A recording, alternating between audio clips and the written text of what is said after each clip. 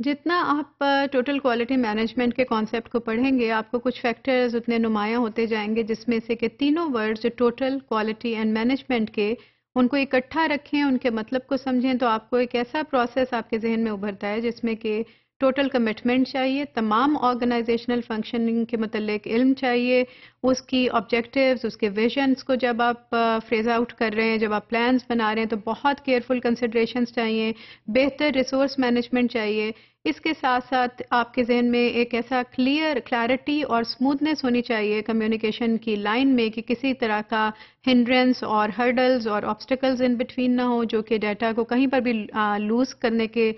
باعث بن سکیں، اور جس سے کہ آپ کی ڈائریکشن میں کوئی بھی طرح کی ایمبیگوٹی کریٹ ہو یا یعنی اس طرح سے کوئی ویگنس آئے کہ جس کی باعث آپ کلیئر نہیں ہیں and you are just taking some kind of decisions which are not effective and which may then just give you the kind of product which is not as per the requirements of the client. اس میں ضروری ہے کہ آپ کے پاس کچھ اس طرح کا mechanism بھی ہو جس میں کہ اگر مسٹیکس ہو جائیں اور اگر کوئی بھی غلط ڈیسیژن ہو گیا، اگر کہیں پر بھی لائن آف کمیونیکیشن کلیئر نہیں ہے یا اسموتھنس نہیں ہے اور کہیں پر بھی کوئی ہنڈرنس کی وجہ سے کچھ ایرر آ گیا ہے فالٹی پروسیس کی وجہ سے، سو آپ ایٹ ونس اس طرح کے چیک پوائنٹس ہونے چاہیے، اس طرح کے چیک پوسٹس ہونے چاہیے کہ جس کی جو وہیں پر آپ کو ہالٹ کا انڈیکیشن دیں اور آپ اپنے وہاں کے ایرر کو فوری طور پہ ایڈریس کر سکیں اور اس کو ایک بہتر فارم میں لا کر دوبارہ سے آپ پروڈکٹ کی امپروومنٹ کے پروسیس میں لگ جائیں۔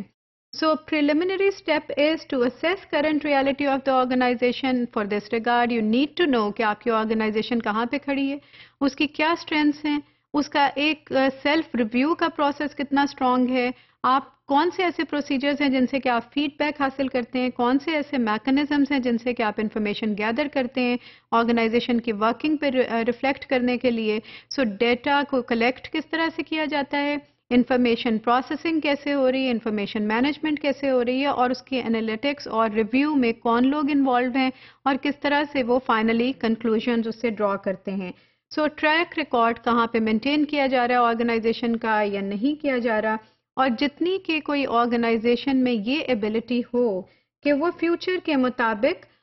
اس طرح کی اسکل سیٹ رکھتی ہو کہ وہ پرو ایکٹیولی چل سکتی ہو، وہ کتنی اسٹرانگ ہے سیلف ریویو کرنے میں اور پرو ایکٹیو بھی کتنی زیادہ ہے، وہ ریالٹی کے مطابق پریگمیٹک اپروچ لے کر کتنی چل سکتی ہے، نہیں اتنا ہی اس کے لیے ایک اچھا ایپیٹائٹ ہوگا to have TQM in place. On the other hand side, if an organization has been historically reactive and has no skills at improving its operating systems, there will be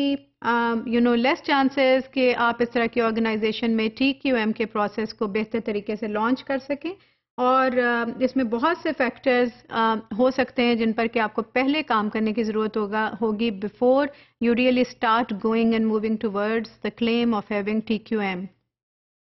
سو آپ کو ایک مینجمنٹ آڈٹ کرنا چاہیے اپنے organisations میں، ان سب organisations میں جو کہ TQM کو حاصل کرنا چاہتی ہیں یا امپروومنٹ لے کر آنا چاہتی ہیں through TQM، because it's an ongoing process جس میں کہ سب سے زیادہ ضروری سیلف ریفلیکشن ہے اور ایررز کی پریونشن ہے، ایسے میئرز ہیں اور اس کو فیوچر میں کے متعلق ایک پرو ایکٹیو اپروچ ہونے کی صلاحیت ہونا ہے۔ تو آپ نے مینجمنٹ آڈٹ کے ذریعے سے اپنے چینج کے ایپیٹائٹ کو، اپنی آرگنائزیشنل اسٹینڈنگ کو جب کلیئرلی دیکھ لیا تو پھر an organization should be basically healthy before beginning TQM. Now you know that where do you stand and whether or not you're healthy to just begin the entire process of TQM or no. If it has significant problems such as an unstable funding base, or for example weak administrative systems, lack of managerial skills or poor employee morale, then beware. TQM may not be the right kind of strategy for that organization, because جب تک کہ employees کی commitment نہیں ہے، ان میں وہ professional maturity نہیں ہے، آپ کے اندر management audit بہت strong نہیں ہے، اس وقت تک آپ TQM نہیں کر سکتے۔